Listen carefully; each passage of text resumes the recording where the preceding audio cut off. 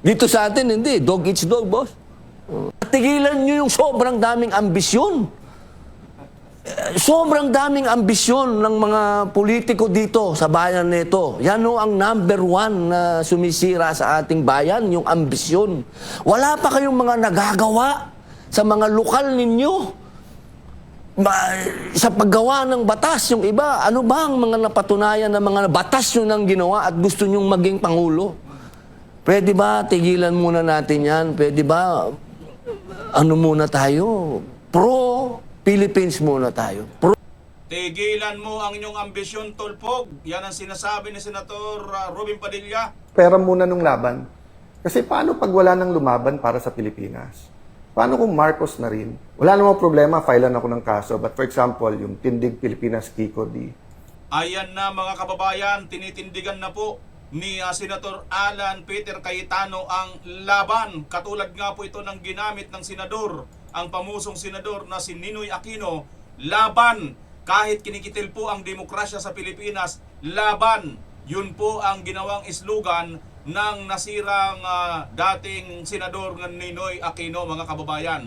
Samantala, ito po ay hindi pa nasisira, ngunit maaga pong nabulok. Pakinggan po ninyo mga kababayan. Where the best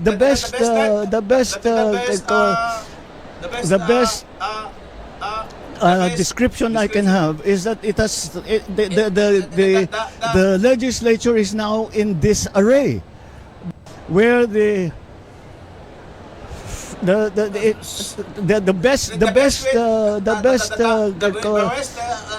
best description I can have is that the legislature is now in disarray, where the Nahirapan ko sa kalisod mga kababayan dito po sa isang mamang ito na magaling naman po ito mag-English. Pero bakit ganyan po kung magsalita? Ano kaya? Ito kaya ang epekto ng sobrahan sa pulburon? Mga kababayan, yan po ang ating pag-uusapan ngayon. Tiklop po si Bindalo. Natakot na ba ito kay Senator Robin Padilla?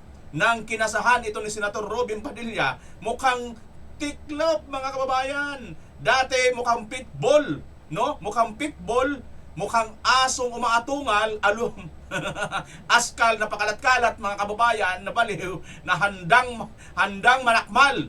Pero ngayon, eto na siya mga kababayan, mukhang maamong tupa. Anak ng teteng talaga, oo.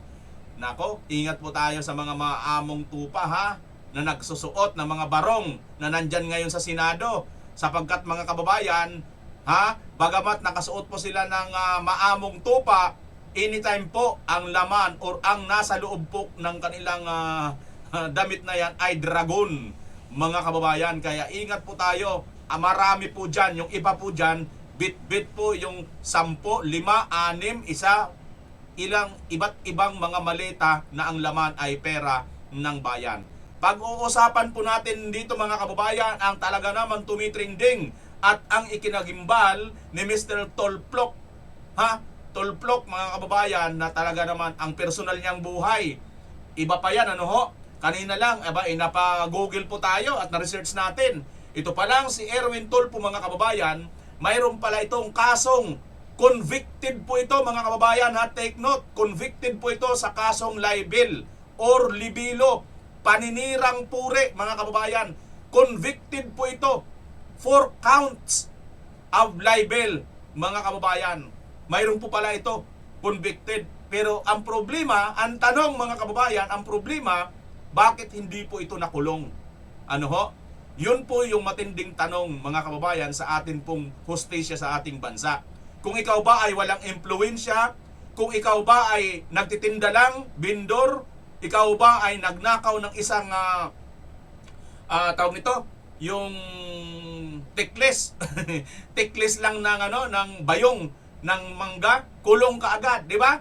Pero samantalang itong mga malimalita, bilyon-bilyon ng halaga ng pera, ay ang hirap pong makulong. Sila pa ngayon ang nananakot sa taong bayan. Katulad po nitong si Erwin Tulfo, na hindi lang po taong bayan ang tinatakot, kundi pati kapwa niya mga senador. Ang kapal ng pagmumukha nitong mamang ito mga kababayan. Grabe. Last mo na yan, Tulfo. Sana mga kababayan, matauhan na po ang taong bayan na ito po mga tolpo na ito, wala pong silbi. Inutil. Dapat mag-resign. Wala pong silbi, inutil po. Dahil hindi po nila nagagampanan ang tunay na pinahiram sa kanilang tungkulin para sa galing sa bayan. Okay? Yan ang ating pag-uusapan. Ngunit bago yan, nakita nyo po gumalaw, 450 subscribers na po, pataas ng pataas mga kababayan ng ating subscribers at parami ng parami ang mga bago. Maraming salamat po sa inyo. Paki-subscribe po sa ngayon palang nakabisita, paki-like at paki-share na rin po kung inyong mamarap atin. Wala pong bayad yan mga kababayan, tatanawin kong malaking utang na loob yan sa inyo. Hindi po katulad nito, kaya siguro nagkakabulol-bulol na ito mga kababayan, English naman, bihasa naman ito sa English, dahil siguro sa pagiging walang utang na loob ng mamang ito mga kababayan. History na po yan. Hindi na po mawawala. Kung hindi dahil sa mga Duterte, hindi po mapapalibing ang kanyang tatay. Matagal po sanang nakaprusin pa rin doon sa Batak o sa Paway kung saan man sa Ilocos, mga kababayan. Pero anong ginawa nito? Pinadala or pinakidnap si Tatay Digong papuntang Dahig. Yan ang pagiging walang utang na loob. Kaya siguro karma na yan mga kababayan. Birin mo, tingnan nyo naman ano yan? Sige nga. The best where the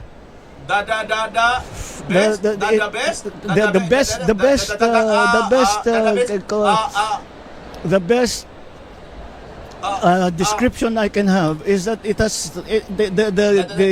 the legislature is now in disarray. Kung ako kay Yorme, hoy, tabi ka nga dyan. Ako na nga lang. Tagalogin ko na nga lang yan. Pawakay uli, gildi ka nga. Pangpusam nga lang yung salita mo. Hindi mo pa kayang. Dalihin ko lang yan sa item-item. Ganon sana ang sinabi ni Yorme, Ayan, si Yorme napapalunok na lang ng laway. Siguro, natutunaw rin siguro siyo. Sa loob-loob siguro ni Yorme, natutunaw din ako sito sa iya. Ano ba naman tong nasama Yorme nam kasi, dumidikit-dikit ka pa dyan. Madadamay ka tuloy. Napakahusay pa naman ni Yorme. Eto na mga kababayan, pakinggan muna natin si Senator Robin. Tigilan nyo yung sobrang daming ambisyon. Sobrang daming ambisyon ng mga politiko dito sa bayan nito. Yan ang number one na sumisira sa ating bayan, yung ambisyon. Correct. Wala pa kayong mga nagagawa Correct. sa mga lokal ninyo. Sa paggawa ng batas, yung iba, ano ba ang mga napatunayan na mga batas nyo nang ginawa at gusto nyong maging Pangulo? Marami napatunayan mga tuplok, mga Sir Robin. Marami mga napaghiwalay ng mga asawa. Yung iba, napunta sa mga kabit. Yun, napatunayan ng mga ito. Pwede ba tigilan muna natin yan? Pwede ba? At ang napatunayan niya, Sir, mayroon po siyang kaso doon sa Amerika ng pamimike, At mayroon pa po siyang kaso, kaya hindi siya nagiging, tawag nito? Hindi siya ma-confirm sa DSWD Secretary. Bakit? Kasi po mga kababayan, si Tulfo ay naging Sylvester na ba yan? A-rich pala mga kababayan. Naging American or US citizen. Kaya iba pa pong kaso yun. Bukod pa po yun sa na-convict po siya ng libel dito sa Pilipinas. Ano muna tayo? Pro-Philippines muna tayo. Pro-Filipino muna tayo. Paano naman Senator Robin magiging pro-Filipino ito? Mayroon tong pasaporte na US. So hindi yan pro-Filipino. Ika nga sa kasabihan, libre mangarap. Pero kung ang pangarap mo naman, sir, ay masama naman, di ba? Masarap po mangarap kung wala kang tinatapakan ng ibang tao. Alam niyo, ako po kwento lang naman. Ako po sumikat sa pag-aartista na wala po akong tinapakan. Ako po nangarap lang ng simple maging kontrabida. Yan po talaga, ang pangarap ko lang nung araw, maging kontrabida ng mga ganitong bida, ganyan. Pero isang araw, ni-reward ako ng Diyos, ginawa akong bida. Hindi po ako nangarap maging senador, hindi ako nag-ambisyon, pero ginawa akong senador.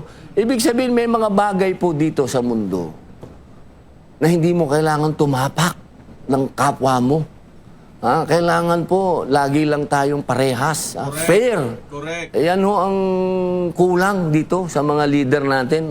Panahon pa ni Andres Bonifacio, saka ni Emilio Aguinaldo, tapakan na ng tapakan. Wala na tayong natutunan. Opo. Ang mapait dyan, sir, Pilipino, kapwa Pilipino. Yan po di ba? Yan ang, yung bang, kailan natin magsisimulang mahalin ng kapwa natin Pilipino? Buti pa pag nasa abroad, solid ang Pinoy. Dito sa atin, hindi. Dog eats dog, boss. Tigilan nyo yung sobrang daming ambisyon. Sobrang daming ambisyon ng mga politiko dito sa bayan nito. Yan ho ang number one na sumisira sa ating bayan. Yung Yan talaga, Senator Robin, ang sobrang paghahangad na makarating po sa Malacanang ay yun po ang sumisira sa ating bayan kasi sobra po ang hangarin na maging leader, maging mataas, samantalang hindi naman po karapat-dapat mga kababayan. Kaya marami po ang mga aksyon, marami pong sinasabi, puro po sablay. Ano ho? Ito pong si Erwin Toplok mga kababayan, mamaya ha, bibigyan ko lang kayo ng muna. Ito. Ito muna mga kababayan. Punta muna natin ngayon si Senator Cayetano naman. Mayroon na siyang sagot dito kay kay Tulfo at saka dito nga sa nagiging hidwaan sa Senado ngayon na pagiging yung tawag nun? Yung kanilang agawan ng Senate Presidency. Ito na ang sagot ni Senator Cayetano mga kababayan. At anong kanyang ipinaglalaban? Pakinggan po natin. Pera muna nung laban.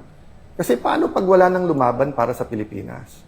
Paano kung Marcos na rin? Wala namang problema, filean ako ng kaso. But for example, yung Tindig Pilipinas Kiko-D, legacy ni President Cory Aquino is democracy. Legacy ni Senator Benigno Aquino is giving his life to fight for freedom and democracy. And then magpapagamit kayo sa Malacanang. Wait muna, Senator Alan. Yung Kiko-D, mga kababayan, supposed to be, apo po yan ni Cory Aquino at saka ni Ninoy Aquino. At ito po ngayong Kiko-D ay tila nagpapagamit sa Malacanang para gipitin or lapastanganin ang demokrasya na ipinaglaban ng kanyang mga lolo at lola. Sa tingin ko, mga kababayan, mukhang hindi naman po ito Aquino eh. Hindi ko alam kasi hindi naman po Aquino, di ba? So, iba po yata ang ugali nito. Ha? Chinese yata po ito mga kababayan, ni Kiko din, hindi naman to Aquino, di ba? Kaya siguro iba talaga utak nito. Utak oligarch din. Di ba? Biruin mo, diyan namatay si Ninoy Aquino. Yan na rin ang kinamatayan ni Cory Aquino. Na magpresidente si Cory Aquino, bit-bit pa rin nila yung slogan ng pagiging champion of democracy. Ibig sabihin ng democracy mga kababayan, may demokrasya po tayo, may malaya po tayong pagpapahayag. Pero ito pong bugok na ito na wala naman silbi, inutil din itong isa pa itong apo ng mga Aquino na sa tingin ko hindi po ito apo dahil kung apo ka, irerespeto mo yung mga ng lolo mo. Pati yung tsuhin niya, di ba si dating presidente rin Noynoy? Demokrasy din, kaya po yun sila tinangkilik ng taong bayan. Kaya po sila sinundan, kaya po sila ginawang pangulo. Dahil nga po doon sa demokrasy na kanilang ipinaglaban. At ngayon, ito yung anak, yung nagsikil, yung nag-abuso sa demokrasya noon na pinaglaban at nakamatayan ng kanyang lolo, ito ngayon, yung gumagamit nitong demokrasy para gipitin ang demokrasya ng mga senador pa naman. Na it so happen yung kanyang lolo, senador din noon at namatay dahil sa pinaglaban ng demokrasya. So sino ngayon ang apo, mga kababayan? Tayo na lumaban, tayo na naniwala doon sa pinaglaban ni Ninoy na may demokrasya tayo. Ito, ibang ibang lolo nito. Si Mako yata ang lolo nito yung pamatay ng demokrasya, di ba? Obstruction of justice. Sinabi na nung NBI, walang warrant na binigay sa amin. Sinabi na ng PNP at SILG, pumunta sila doon, hindi para arestuhin dahil wala pa namang warrant. So, paano naging obstruction of justice at paano pinatakas si Bato kung wala namang warrant? Correct. So, let me address myself to Kiko-D and the other Aquinos, even to Senator Bam, no? Ang legacy nyo, democracy. Tama. Then Marcos na rin. So, no problem. Legacy din nila is against extrajudicial killings. So, kung yung ipaglaban nyo yun. Legacy din ng mga Aquino is to sacrifice for the nation. So, if your sacrifice is fighting the Dutertes, okay yun. Pero okay sa inyo babuyin yung Senado? Okay sa inyo wag ilabas yung totoo sa flood control? Di ba, kaya nga, laban eh. Laban yung laban. Hiramin ko muna. Kasi hindi nyo ginagamit eh. Dapat lang. Di ba? So, alam nyo naman, di ba, sa aktivista, ganyan. Sa Duterte, ganyan. Kailangan neutral ako eh. Dahil senator judge din ako. Ako pa magpre-preside ng impeachment. Pero pera muna nung laban. Kasi paano pag wala nang lumaban para sa Pilipinas? Paano kung Marcos na rin? So mga kababayan, let me end this way. Kung comfort lang po, sumang-ayon na po ako sa administrasyon.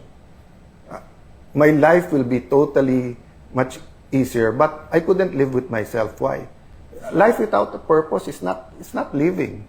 Tama ka dyan, Senator Alan. At ito, mga kababayan, sinabi ni Senator Alan dito kung comfort lang po, sumang-ayon na siya sa Malacanang o sa administrasyon. Ang tanong, ito bang mga nasa 12 ngayon kasama na si Chess na bumaliktad, na naghudas sa 13?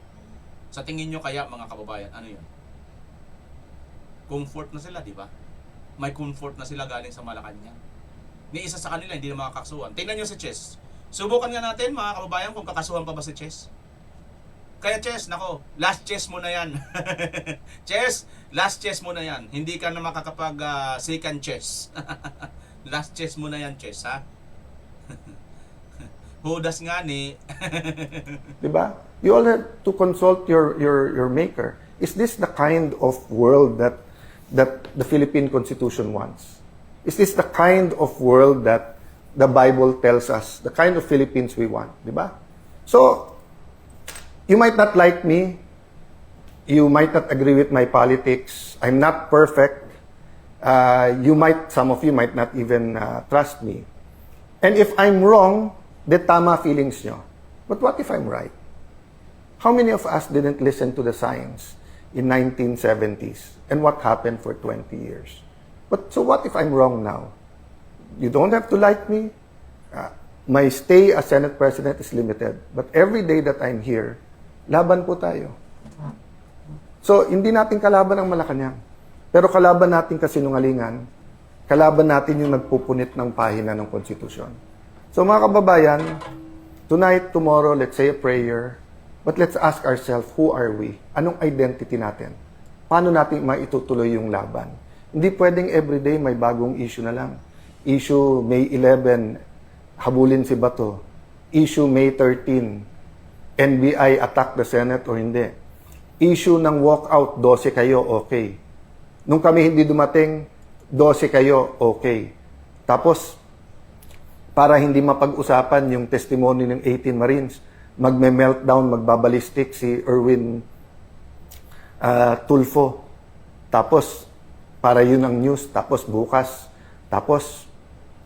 tatakutin lahat ng mga empleyado ng Senado na Kita nyo, mga kababayan, ito po yung sinasabi natin. Ito po mga mainstream media, ganun po sila, ang trend po nila. Bawat kilos po, bawat galaw, bawat action po ng dosing apostolis ng mga Judas, dosing taksil sa bayan, mga kababayan, yan po ay lagi pong binabalita ng mga mainstream media at take na take talaga kagad sila kasi nga nasa iswi kagad ang atensyon. Pero mo, lahat ba naman sila ng mga mainstream media nandoon?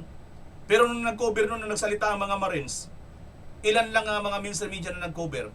Sige nga. O di ba napaka-unfair talaga nito mga mainstream media na ito? Ngayon, pag sinabi namang umangal sila dahil daw mayroong mga connotation sa kanilang sila ibayaran, wala naman kayo pinapangalanan eh. Pero kitang-kita naman ang inyong mga pagbabalita. Sino bang nag-cover noon? Kung talagang patas kayo, kung talagang hindi kayo bayaran ng mga mainstream media, bakit hindi kayo lahat nag-cover doon nung nagkaroon ng Blue Ribbon hearing itong kampo ni Senator Alan? After all, siya pa ang legit na Senate President dahil hindi pa nakakakuha ng tracing boto. Ito pong si Win Gatchalian. Los Gatchalian pa siya. Tawag nga dyan dapat, Los nga Gatchalian, hindi Win. Di ba? Ang nangyayari dito, mga kababayan, kitang-kita natin, ramdam na ramdam ng taong bayan, hindi man makapagsalita ang lahat kasi hindi naman po lahat vlogger, pero marami po ang mga taong bayan mas naniniwala pa sa mga vlogger kaysa sa mga mainstream media. Bakit? Kasi kung ano talaga ang mga balita, yon ang nilalabas ng mga vlogger. Lalo na nga po, yung mga live. Hindi po pwedeng editin yun eh. Pansin nyo mga kababayan? Tuloy natin. At napansin nyo, di ba? Kunting kibot, kunting salita, taltalan ng nitong mga dosing Judas. Ang pinaka-Judas na sa kanila, yan si Chess Escudero. Ito mga kababayan, abangan natin yan ha. Pansinin natin, abangan natin yan si Chess Escudero. Kung siya ba talaga ay kakasuhan. Kasi di ba, sinabi na may kaso yan eh. Pero pag hindi tinuloy, alam na this. Totoo ang sinasabi ni Senator Jinggoy. Sabi ni Senator Jinggoy, ang daming kumukumbinsi sa kanya para wala na siyang kaso pag bumaliktad. Ganon. At may mga kinukumbinsi pang iba. Chess, patunayan ninyo na hindi ka talaga nakumbinsi na tinakot ka dahil tatambakan ka ng kaso. Kasi pag wala ka ng kaso, meaning to say, totoo ang sinabi ni Jinggoy. Bibit-bitin, kakasuhan. Ulitin ko yung sinabi ko sa media, lahat ng kapangyarihan nasa kanila. Ang nasa aming katotohanan. Correct. But despite that, I'm willing to tonight and tomorrow, we'll be thinking of a way. Paano po hindi maipit ang mga empleyado? Paano po na yung mga bangko masunod ng tama? Anong tamang legal remedies natin? On that aspect, we can talk and find a way. Pero when it comes to truth, ibabalik ko ngayon sa majority yon. You really believe what you're preaching about the flood control? You really believe na after putting to jail some to get the quorum, they won't put more in jail to get... Gagawin kasi 18 na lang ang senador para 12 convicted na. At pagkatapos nun, manipulate na naman yung numero at saka yung konstitusyon para palitan yung konstitusyon. Again, if I'm wrong, then baliwalain nyo lahat ng sinabi ko. I'm just one other politician telling you garbage. But if I'm correct, and I hope that I am not correct, then we have to put faith into our actions. Kailangan natin lumaban at kailangan natin humanap ng paraan para ipakita na hindi tayo papayag na muli pong ikulong ang ating demokrasya, na muling nakawin ang freedom ng bawat Pilipino. Pero muna... Ayan mga kababayan, kailangan po natin lumaban. Ngayon, di ba, Duterte tayo, ganon? Ngayon, siguro hiramin muna natin, laban tayo mga kababayan. Lahat po tayo, lumaban po tayo. Kasi ito na po ang gagawin nila. Sinasabi na po na Senator Alan na sana magkamali daw siya. Ano yon? Na ang susunod nilang gagawin, papalitan po nila at babaguhin po nila ang konstitusyon. Para ano? Para pumabor po sa kanila at patuloy po silang magnakaw at patuloy po nilang gipitin ang katulad po nating mga ordinaryong mga Pilipino. Inuumpisahan na nga ngayon ni Erwin Tulfo, di ba? Inuumpisahan na ni Erwin Tulfo, mga kababayan. Sa tingin nyo kaya hindi na yan sinyales ng kanilang ginagawang umpisa? Kumbaga, pinapakita na nila yung preview. Di ba mga kababayan, katulad nito ngayon, dati kasi nung ini-edit ko pa ito, inuuna ko yung maaaring mapanood nyo dito. Ngayon kasi, dire-diretso na, hindi ko na ini-edit dahil talagang nakakaano na mga kababayan eh. Hindi ko na rin maano talaga makaya mag-edit pa. Preview. Alam niyo na siguro yung preview, di ba? Yung mapapanood nyo, nasa bandang unahan, makikita nyo muna yung mga highlights, kumbaga ika nga. Ganun na ngayon, pinapakita ni Erwin Tulfo, mga kababayan. Mayroon na siyang pinapakita sa atin highlights kung sakasakaling sila na po ang mamuno. Magtagumpay po sila. Na ngayon, ang lumalaban na lang po nito ay si Senator Alan at ang mga kasama niya. At ang mga Duterte. Kaya hiramin po natin ang laban. Dahil itinakwil na po ito ng mga apo at pamangkin ng nasirang Ninoy Aquino. Na yun po ang kanilang ligasiya, ang laban, demokrasya, ipaglaban, demokrasya. So alam na natin mga kababayan, itong ginagawa ngayon ni Erwin Tulfo, ito na yon, ang pagbabalik ng diktador, ang pagpabalik ng pumatay sa demokrasya ng mga Pilipino. Tingnan nyo ha, tingnan nyo mga kababayan, ito na siya Asa na yon? Bakit wala? Ito, nawala mga kababayan. Wait lang ha, Rafi Tulfo. Ay, Erwin Tulfo. Anin ko lang ha. Search ko lang. Nawala eh.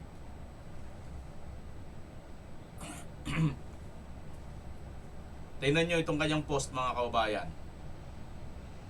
Tingnan nyo, nagtitrending itong galit sa kanya. Information, Senator, but that is a lie. I can also sue you for libel because we have not issued any clearance, Senator. So before you start talking, you make your facts right. Any clearance, Senator, any Yan mga kababayan, na-reaction na rin natin clearance, kahapon yan. Senator. So because we have not issued any Ito clearance, yung yan ito mga kababayan, no. 4 hours ago, ito sabi nyo, sa aking mga kapwa senador, tama na ang pagkawatak-watak, trabaho na lang tayo. Humihingi na siya ng pasensya mga kababayan. Pero tingnan natin, seryoso ba siya na kanyang humingi? Nitong mga nakarang araw, nasaksihan natin ang matinding tensyon at emosyon sa loob ng Senado.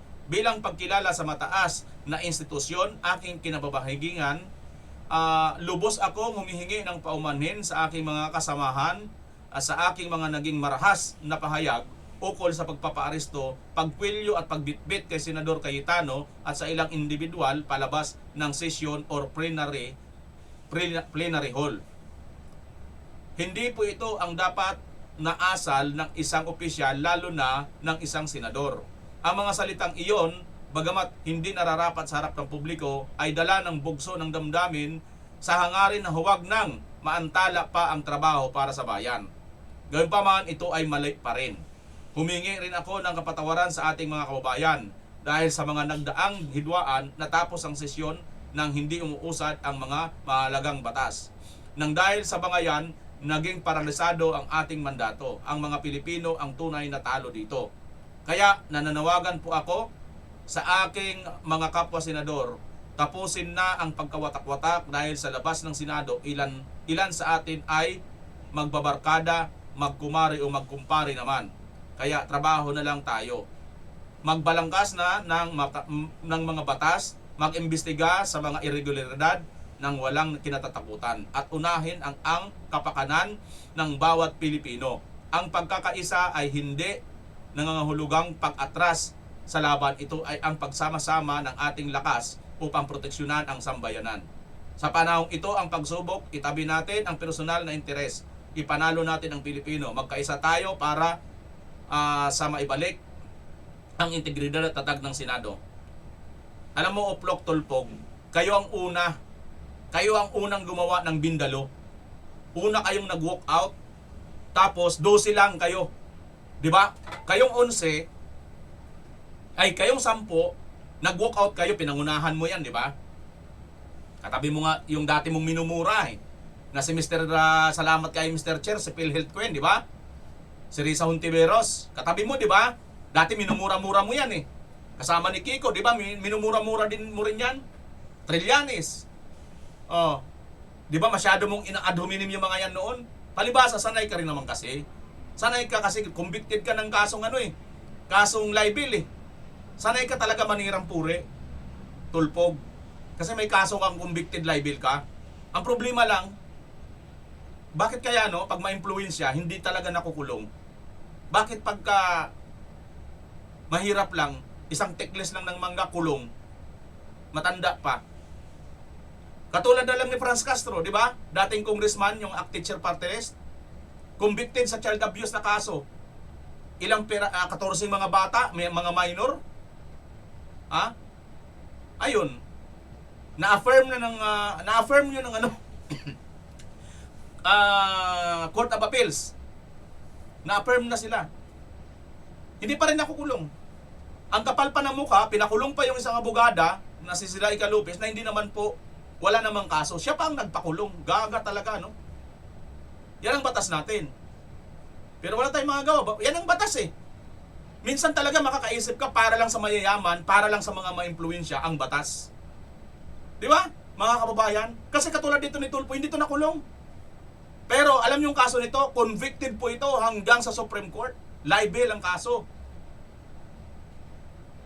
doon sa Bureau of Custom. Mayroon siya doon. Yun ang nagsampa sa kanya ng kaso. Tapos, na-convict po siya. 4 counts po yun 4 counts ng libel. Hindi siya nakulong. Pinagmulta lang daw siya. Pinagbayad lang.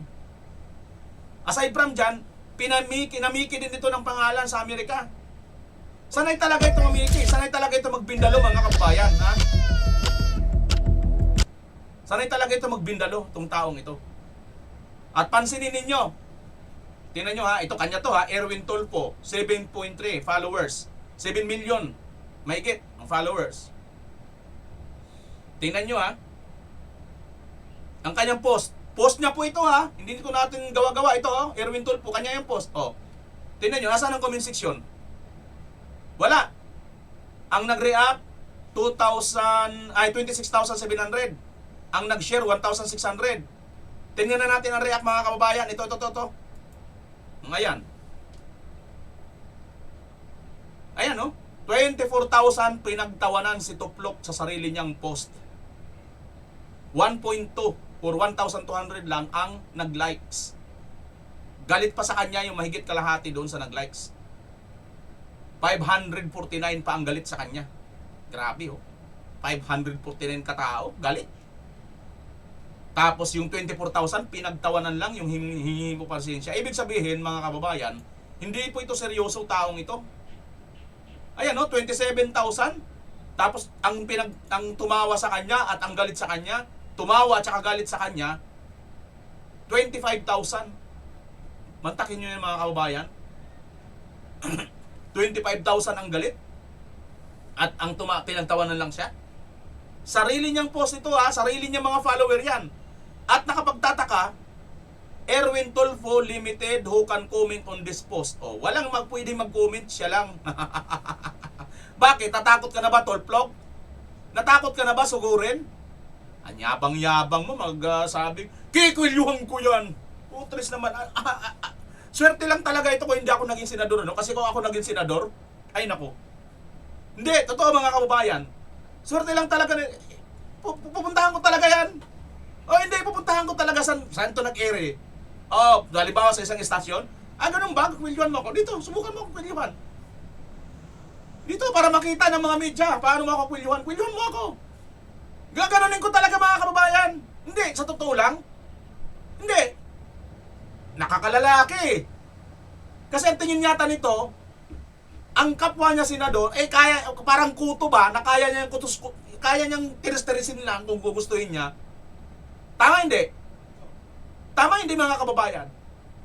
Hoy, Tuplok, para sa kaalaman mo, milyon-milyon na mga Pilipino ang umaasa sa kakayahan ni Senator Alan, Senator Ruben, Senator Marcolita. Takot kaya kay Senator Marcolita dahil sa INC, no?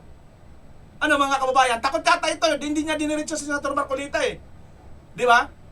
Pinunto lang niya doon si Senator Cayetano.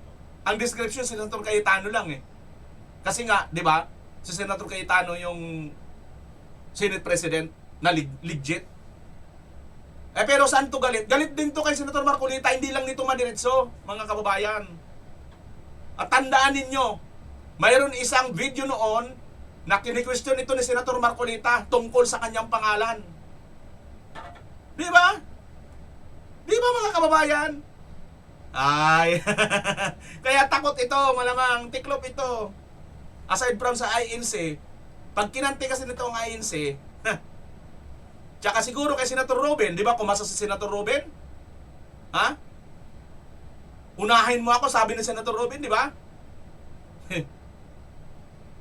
Baka nanginig na ang bayag nito, mga kababayan, Baka nanginig ang itlog nito noong naano niya magre-react ang mga Muslim dito.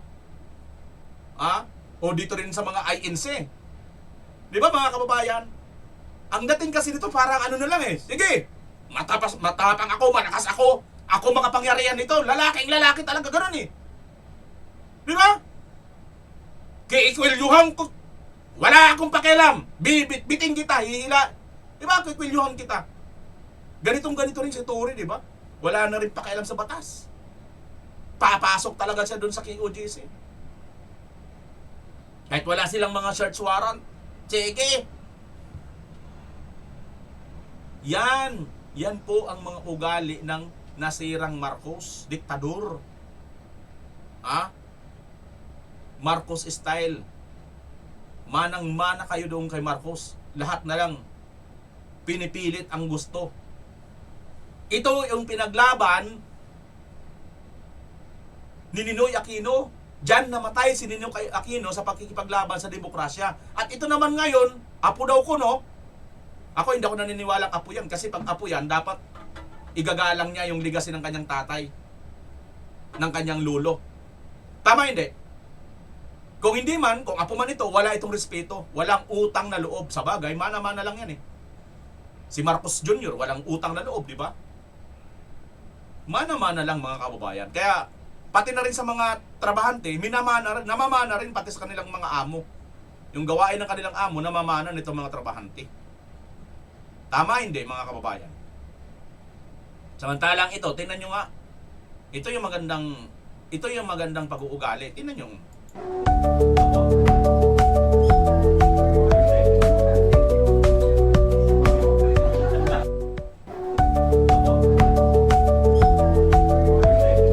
Ayan, oh, si Congressman Lian nandun din, oh. Si Congressman Omar Duterte, oh. Nagmana dito kay BP Sara.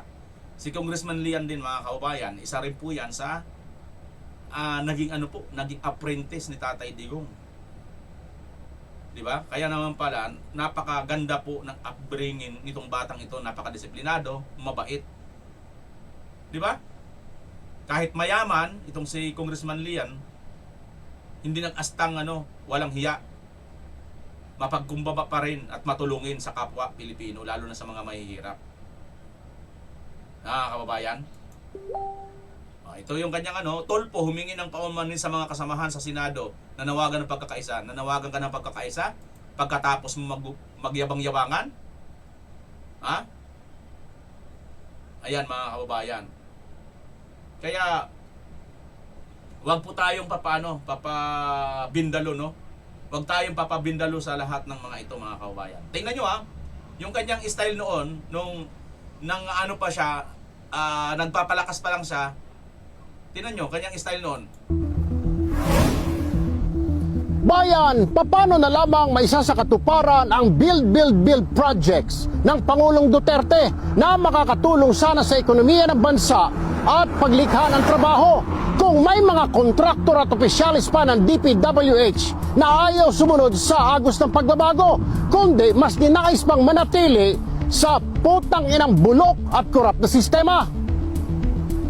DPWH Palawan 2nd District Engineer, Ventilasyon at Region 4B Director Malyari, makinig kayo mga hinayupak.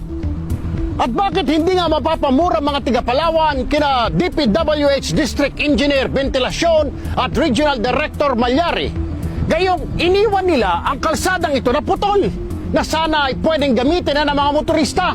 Pero ang tanging ang 2 kumag lamang na opisyal ang nakakaalam.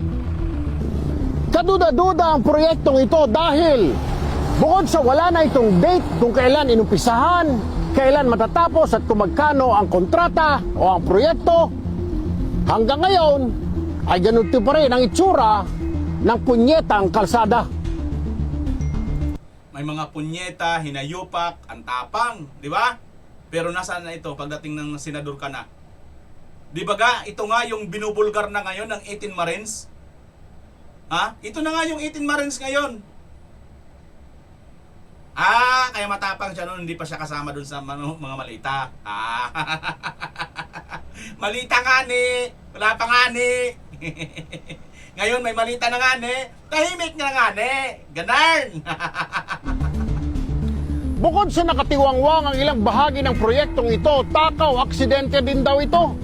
Dahil wala itong mga road at warning signs kung kaya't nahuhulog sa butas ang mga motorista o di kaya sumisemplang. Mabuti sana daw kung ang hinayupak na District Engineer, Barabas na Regional Director at Hinayupak at Barabas, istas ang susunod. walang kwentang kontraktor ang nahuhulog sa mga butas na ito Si Istas, nasaan? para maramdaman nila ang kagaguhan ng kanilang trabaho.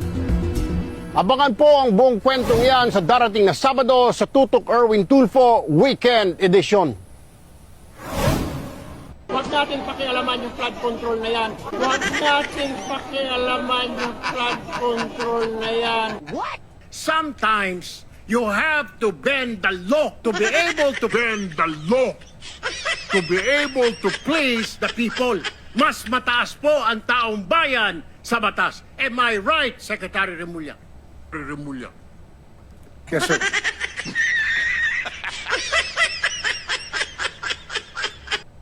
Ayan mga kababayan, ang tapang-tapang ng hindi pa senador. Hindi pa, kaya pala ang tapang, kaya pala umaatungal kasi hindi pa kaparte ng malita ngani. Ngayon, may delivery na. Ilan ang deliver? 5, 6, 7, 8, 8 malita. Huwag natin pakialaman! Hindi na po hindi pakialaman. Di ba? Ganun po mga kabayan. Dito talaga makikita kung sino talaga ang mga totoo at tunay na mga naglilingkod sa bayan. Kaya mabuti na lang po talaga, niloob siguro talaga ng Diyos, no? Niloob talaga, hindi siguro. Sigurado pong niloob ng Diyos na mayroon pong isang Duterte na maging presidente para makita po natin yung mga totoong tao na naglilingkod sa bayan. Kasi alam niyo po, ako, sabi ko nga sa inyo noon, meron akong nakausap noon, sabi ko, ako pag nabigyan ako ng pagkakataon makaharap sa debate ang mga presidentiable, mga presidente, may 2 tanong lang ako. Sa tingin ko, hindi na sila uubra. Unless dito sa mga Duterte, ha? Except lang sa mga Duterte. Hindi dahil sa bias ako dahil mga Duterte, hindi. Kasi nakita ko sa mga Duterte ito eh. Pero sa iba, hindi. Wala na, mga kababayan. Sorry ha. Sorry. Mayroon lang akong kasing 2 tanong. Inano ko ito noon eh. Di ako nagkamali. Di ba? Sinabi ko ito sa kapwa ko vlogger noon. Sabi ko ganito ang nangyayari sa ating bansa. Ito sa 10 lang po kayo. Di ba pag tuwing halalan, sasabihin ng isa, ako yung pag-asa, ako yung makakapagganito sa Pilipinas, makakabayad ng mga utang, ako yung magaling, kasi nag-aral ako sa Harvard, graduate ako sa Harvard, yung tatay ko, abogado, kung ano, bla bla bla. Dating presidente, di ba? Puro lahat inilalako ang sarili ng maganda. Tama hindi? Pero ang tanong, itong tanong,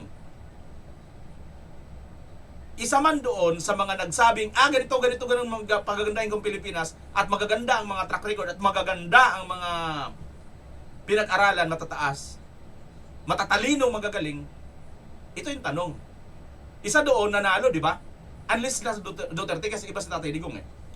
Isa doon nanalo. Pero anong nangyari sa Pilipinas? Third world country pa rin tayo. Isa pa rin tayong mahirap na bansa. Despite na mayroon tayong nangako, mayroon tayong nagsalita na isang tumatakbong presidente at kandidato at naging presidente, na siya daw ay maiaahon niyang Pilipinas, matalino siya, graduate sa Harvard, summa cum laude, anak siya ng presidente, anak siya ng senador, anak siya ng kung ano-ano, mayaman sila, matalino sila lahat, sila nang lahat. Liban lang po ito kay Tatay Digong, kasi si Tatay Digong iba eh. Si Tatay Digong, papatayin ko kayo pag kayo subukan lang ninyo, sirain nyo ang mga tao, ang bayan ko. Sabi ni Tatay Digong, di ba? Papatayin ko itong mga durugista. Anong ginawa? Binuto ng taong bayan. Ayun. Anong nangyari? Patay lahat ng mga sindikato. Yung mga kriminal, mga salot. Iba, yun yung hinahanap natin. Yun ang kailangan natin. Kasi itong mga mapagkunwari, lalo na itong mga oligarko, mga mayayamang politiko, mga matatalinong mga politiko, sila ang totoong salot sa atin ng mga mahihirap. Kasi ang lagi nilang nakalagay sa utak nila, ang mga mahihirap dapat inaapak-apakan lang natin yan. Ang mga mahihirap dapat hindi sila umangat. Binago yan pagdating ni Tatay Digong. Si Tatay Digong dapat, una sa lahat, ang mahihirap. Dapat sa mahihirap tayo maglingkod. Kaya ka nga nandyan sa posisyon na yan para doon sa mga maliliit. Kasi yung mga mayayaman na yan, hindi na kailangan paglingkuran. Tama hindi? Ay nako. mayayamang oligarko, may mga pinag-aralan ng mga tao, hindi na sila kailangan. Ang kailangan paglingkuran, kaya mayroong naluluklok na pinaka-leader para doon sa mga mahihirap, walang kakayahan. Tingnan nyo. Tingnan nyo ang nangyari sa ating bansa. Matatalino tayo, di ba? Matatalino ng mga leader natin. Liban lang kay Tatay Digong, mga kababayan. Yan, na-sideline ko lang yun, ha? Na-sideline ko lang yun. O, sa mga hindi pa po masyado naka-ano dito sa Abilino versus Quinco. Pero ito muna, yung bagman. Kukonsulta na at ako, ito ha, yung mga 18 Marines, kahit saan pa sila dumalo na hearing, wala akong problema. Hindi ako natatakot, mga kababayan. Kaya nga nag-blue-visit ako nung panahon ni Lacson, bakit hindi niya pinapatawag? Di ba? Kaya nga tayo nabubuisit eh. O ngayon, itong si Tulfo, nagbabanta pa. Papatawag niya pero marami na siyang mga sinasabi na ipapakulong na kaagad niya. Di ba? Handa raw ang 18 umanong bagman ni Zaldico na humarap sa flood control hearing ni Senator Erwin Tulfo sa Lunes. Pero bago yan, kukonsulta raw muna sila kay Senator Alan Peter Cayetano. Narito ang Express Report. Sa Lunes ang susunod na pagdinig ng Senate Blue Ribbon Committee sa manumalyang flood control projects. Pero pangungunahan naman niya ng chairman ng komite na si Senator Erwin Tulfo na mula sa Gatchalian Block. At gaya ng pagdinig ng Cayetano Block, imbitado ulit ang 18 nagpakilalang bagman ni Zaldico.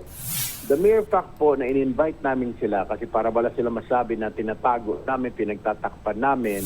Pupunta naman kaya sila? Ayon sa dating kongresistang si Mike Defensor, handa naman daw silang humarap. Yun nga lang, susulat pa raw muna sila kay Senator Alan Peter Cayetano para humingi ng guidance kung dadalo sila sa pagdinig ng komite ni Senator Erwin. Kung pagharap, wala kaming problema eh. In fact, maganda nga, magharapan talaga, no? Kung talagang gusto nila, let's say, lahat, magkita-kita sila sa isang, sa Senado, we will write Senate President Alan Cayetano at siya magbigay ng guidance sa amin. Matatandang idinawit sa flood control scandal sa pagdinig ng Cayetano Block sina Senador Erwin at Tito Soto na bahagi ng Gatchalian Block. Pero itinanggi na nila yan. Hindi rin ito recorded sa Senado dahil wala ang kanilang sekretariat sa pagdinig. Kaya gate ni Senator Erwin, Forum lang nila yung press conference lang, whatever they want to call it, pero hindi po, definitely hindi po hearing ng Blue Ribbon. sinagot naman ng abogado. Nabubuisit ako dito kay Tulfo talaga eh. Lagi siyang, mayroon na kaagad hukom eh, may desisyon na kaagad siya eh. Quorum lang daw nila yon, hindi daw po yung definitely hearing ng Blue Ribbon. Tanga ka ba? Tanga ka ba talaga o nagbubububuhang ka, Tuplo? Nabubuisit ako talaga eh, sa totoo lang mga kababayan. Sa totoo lang talaga. Alam mo, naging senador ka na at lahat eh. Tanga ka pa rin. Blue Ribbon nga yun eh, di ba? Official nga yun, unang-una, may mandato sila 13 nang naluklok maging Senate President, 13. Samantalang kayo, gago, wala pa kayong 13, 12 lang kayo, gago. Hindi nyo pa nakuha. Doon pa lang sa puntong yun, di ka man lang nangamingan nila, although dispute pa eh, di ba? Di ba pwede naman na sabihin na dispute pa, hindi pa naman talaga ano sila eh. Kasi ito na nga kami, meron na kaming tinayo ngayon, na kami na ngayon ang legitimate eh. Di ba? Dispute pa yung kanilang ano, kaya masasabi natin, hindi. Di ba? Kundi sabi niya, forum lang yun, press conference lang. Hearing na nga eh. Huwag mong gaguhin ang taong bayan, Tuplok. Hindi po hearing ng Blue Ribbon. Sinagot naman ng abogado ng umano'y 18 bagman na si Atty. Levito Baligod ang Alam mo, ang buboto dito kay Tuplok, nagpapagago, no? Nagpapaluko, uto-uto. Puro mga taong hindi po nakakasubaybay sa pangyayari. Kita nyo naman, di ba, kung magsalita ito dati, makabatikos ito dati tungkol sa flood control, lubos, nagmumura pa. Minumura pa lahat. Pero ngayon, dahil sa napabalita na ito, tanggap malita din pala, ayon dito sa mga Marines, ayun. Hindi niya na kailangan pakialaman. Siya rin may sabi. ni Senator Erwin na ipapaaresto niya si Senator Alan sakali magdaos uli sila ng Blue Ribbon hearing.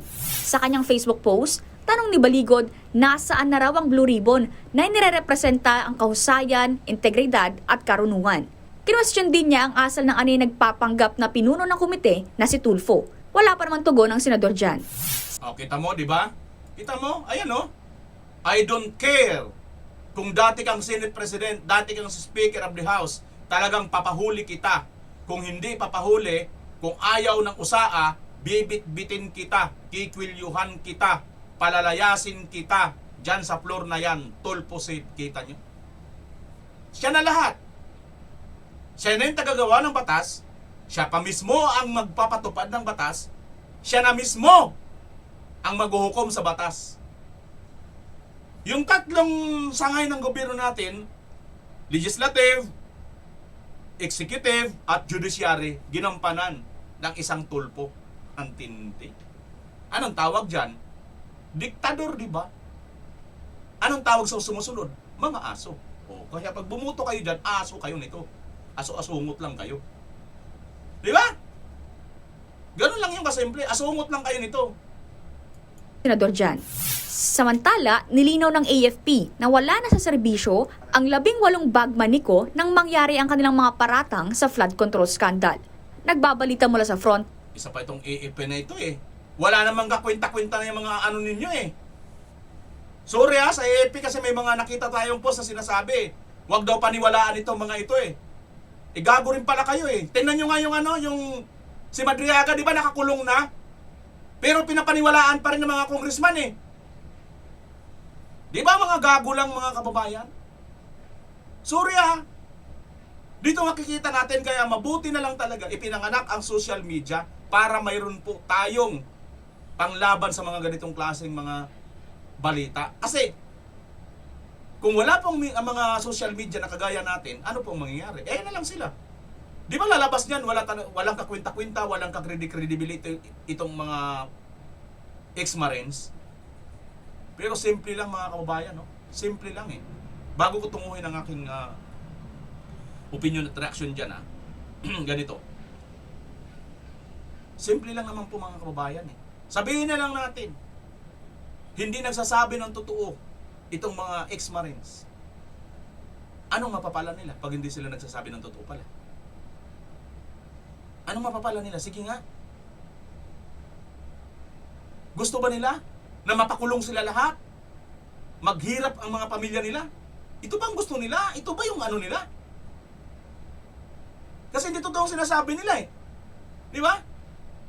Ngayon, sige, granting for without accepting. Pagpalagay na natin for the sake of arguments lang. Hindi totoo ang sinasabi nila. At yung itong mga pinangalanan nila, hindi totoo na mayroon talaga. Ang tanong, ito ang tanong, totoo ba na mayroong flood control? Totoo. Totoo ba na may mga ghost na flood control? Totoo. Totoo ba na mayroong mga depekto at yung iba mga sira-sira? Totoo ba na mga substandard sa mga flood control? Totoo. O, bakit masasabihin ngayon na hindi totoo? Nagsisinungaling itong mga Marines. Mayroon ng ebidensya eh. At ang nagko-connect sa ebidensya na yon, at ang nagko-connect doon sa mga nakikita na yon, may epekto, di ba? Ang epekto yun nga, sira-sira. May mga namatay nga sa Cebu, napakarami, di ba? At sa iba't ibang parte pa ng ating bansa dahil sa flood control. Dahil sira, kung hindi sira, depektibo, kung hindi depektibo, wala talaga. Mismo si Marcos Jr. ang nagpunta, wala. So, ibig sabihin mga kapartner, mga kababayan, partner na tuloy, nasa birada lang tayo, no?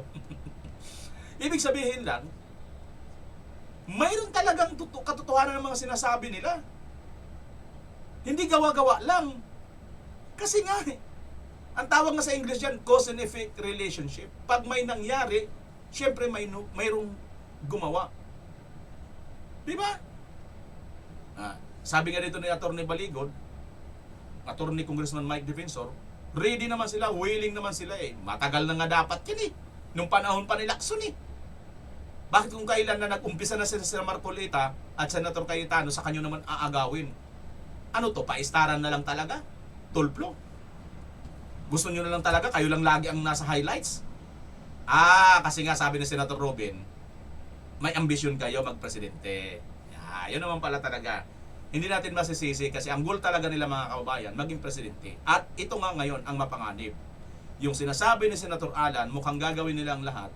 Ang lahat ng ito mga kababayan ay ito sa dulo. Ito yung dulo nito. Pakinggan natin yung dulo. Ito kasi yung part ng dulo na ito, napakapanganib na gagawin nila. Tapos, para yun ang news. Tapos bukas, tapos tatakutin lahat ng mga empleyado ng Senado na bibit-bitin, kakasuhan. Ulitin ko yung sinabi ko sa media, lahat ng kapangyarihan nasa kanila. Ang nasa aming katotohanan. But despite that, I'm willing to tonight and tomorrow we'll be thinking of a way. Paano po hindi maipit ang mga empleyado? Paano po na yung mga bangko masunod ng tama? Anong tamang legal remedies natin? On that aspect, we can talk and find a way. Pero when it comes to truth, ibabalik ko ngayon sa majority yon. You really believe what you're preaching about the flood control? You really believe na after putting to jail some to get the quorum, they won't put more in jail to get... Gagawin kasi 18 na lang ang senador para 12 convicted na.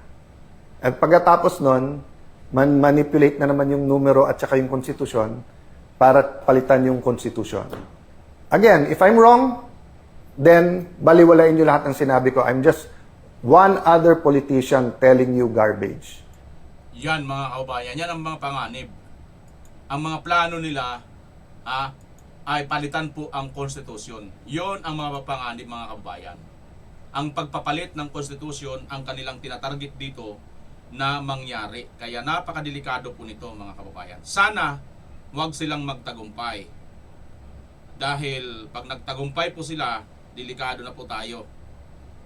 Mga kababayan, nakakatakot po ito Kaya aywan ko na lang kung mangyari po ito, balik muli ang Marcos, baka mabubuhay po ang Marcos Senior.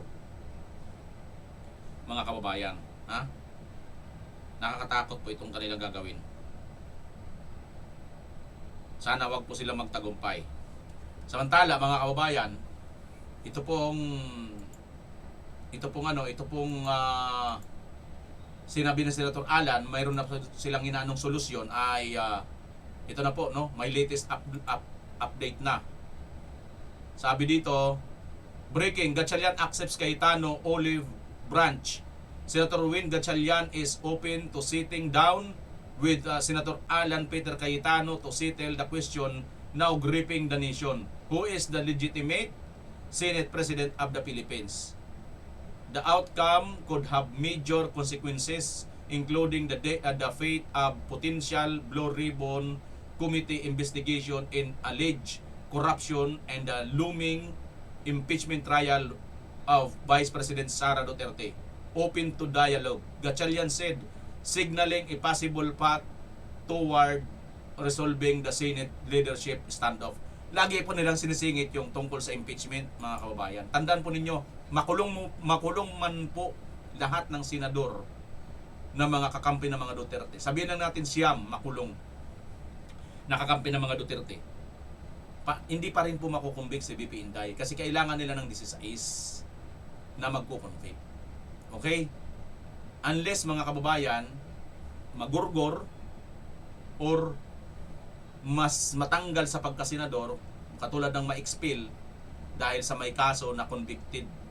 Parang si Tulfo na convicted. Ang problema, hindi nga yan napakulong.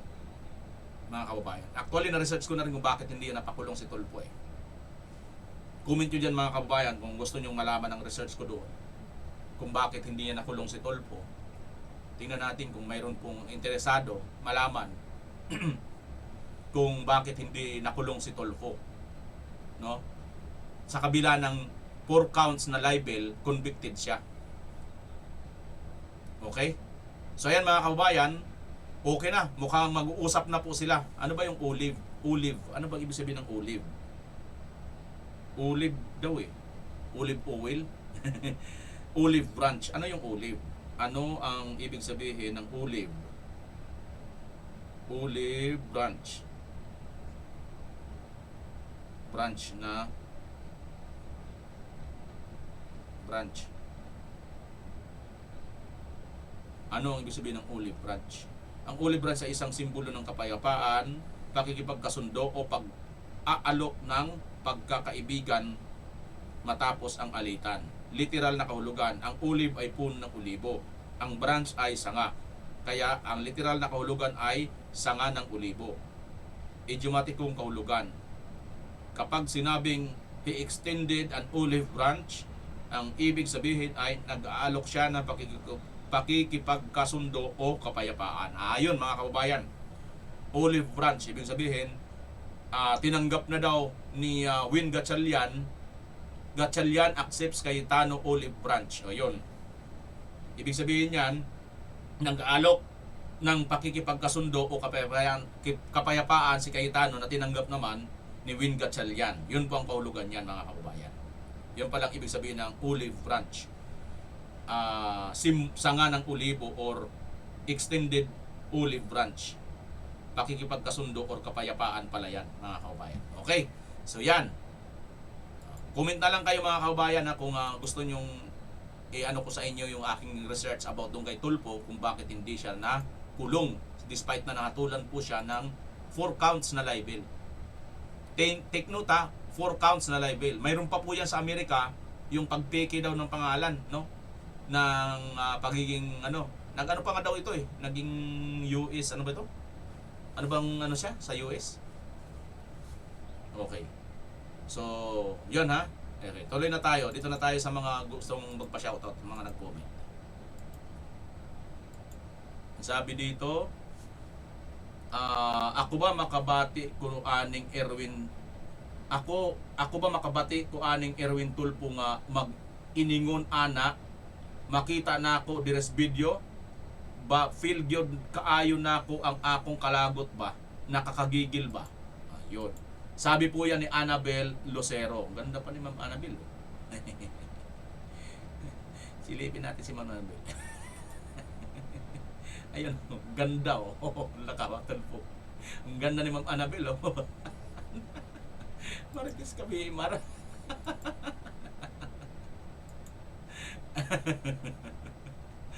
Nakulong ko kasi Tulfo Wow, malinis ba itong nagsasalita? Sabi ni Josie Ortega.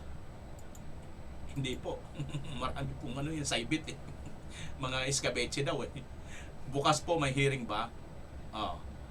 Ayon kay Tulfo, Erwin, mayroon daw.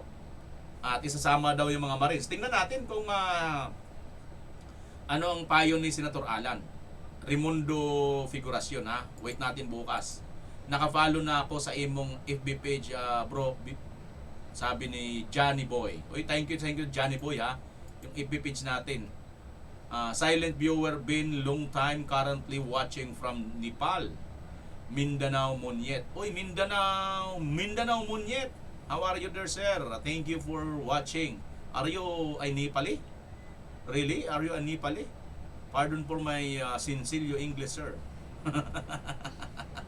Because at this very moment, the ATM is offline. That's why I can't withdraw my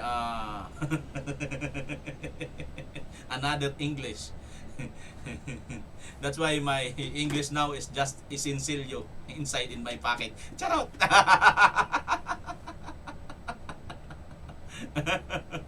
Sayang.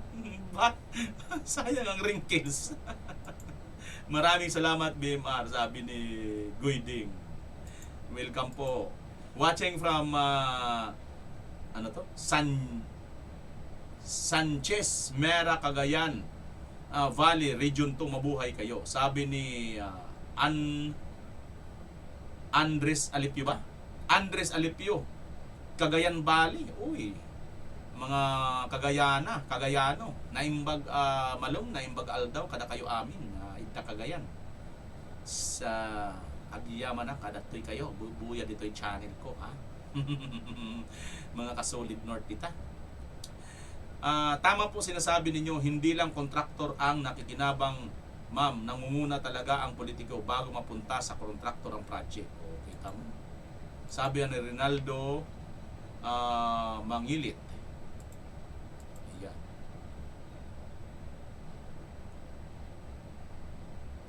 Okay, sampa yun, let us pray for the Senate President, the Senate, that they will have a wisdom for the good of the people, sabi ni Sabasbon. Ako, mayroon akong naniniwala ako doon sa ibang mga senador. Pero dito kay Tulfo, nako, wala. Ang tapang mo sabi ni Steve Panes. Kaya nga Sir Steve, no? Tapang ni Tulfo. Sayang yung tiwala ko sa iyo, idol, sabi ni Julito Dagame. Sayang lang talaga. Pang ano lang yan pang mga away mag-asawa lang naman ang kaya nito mga Tulfo. Kaya mayroon pang isang Tulfo na gustong maging senador, wag kayong magkakamaling ibuto yung mga yun, ha. Wag niyo nang dagdagan utang na loob, mga Tulfo. Dalawa na nga ito Sakit na sa ulo, puro lang wala namang kwenta ang pinaggagawa Kayabangan lang, di ba? Big yes, sabi ni Merlinda Garcia. Ano sa tingin mo, Erwin, ikaw ang magmayari sa bayan, sabi ni Shirley Diputado. Kaya nga Ma'am Shirley, ba ang tapang ni Tulfo, bakit? Sabi ni Nineta. Mayayabang po kasi ma'am Dati man, sa radyo pa lang yan, sa television pa lang, mayabang na Lalo na ngayon, nagkaroon na sila ng kapangyarihan bilang senador, sobra ng yabang. Kala nila, yung kayabangan nila hindi matatapos, para ano lang naman yan Isang term lang naman yan. Pagka yung mga tao talaga natauhan na, kaso yung iba, di natin alam kung matatauhan sila dito. Dapat lang tulungan nyo ang mga lumalapit sa inyo dahil dyan din naman kayo kikita, sabi ni Cornelio Rodriguez. Hindi kami maniwala sa Speaker Martin Mo, sabi ni Abundio Patricio. Mga bindalo, malapit na ang paghuhukom, sabi ni VP. Ang gaba, dili, gyud magsaba. Thank you BMR sa vlog mo, OFW from South Korea. Ayun. Ayan. Kamsahamnida dyan sa South Korea, sa ating mga kababayan dyan. Kawatan kayong lahat, sabi ni Fernando Cantiga. Watching from Malaysia, Malita Pamor, sabi ni Saking Lucy. Kapag matapang ka, Tulfo, maglakad ka dito sa bundok para makita mo ang totoong laban. Yan, Benjamin Anino. Sige nga, Tulfo, kung makikita mo yung anino ni Benjamin Anino dyan sa bundok, maglakad ka daw doon kung kaya mo, matapang ka. Sir, lahat kurap, dalhin mo sa Luneta para alam ng taong bayan magusga. Sir, tuloy lang ang laban. Tanong, taong bayan nagsuporta sa inyo, sir. Salamat, sabi ni Sopronio Lumakang Jr. Ayan. So yan po mga kababayan ang ating mga nagpa-shoutout. At yun, tumaas na, 454 na ang ating subscribers. Tuloy-tuloy nyo lang po mga kababayan para pabutin na tayo ng 300,000. Medyo matagal-tagal na rin tayo napapako sa 200 mahigit, no? Okay po, maraming salamat. Siyempre pa, as always, Pilipinas. Bye-bye!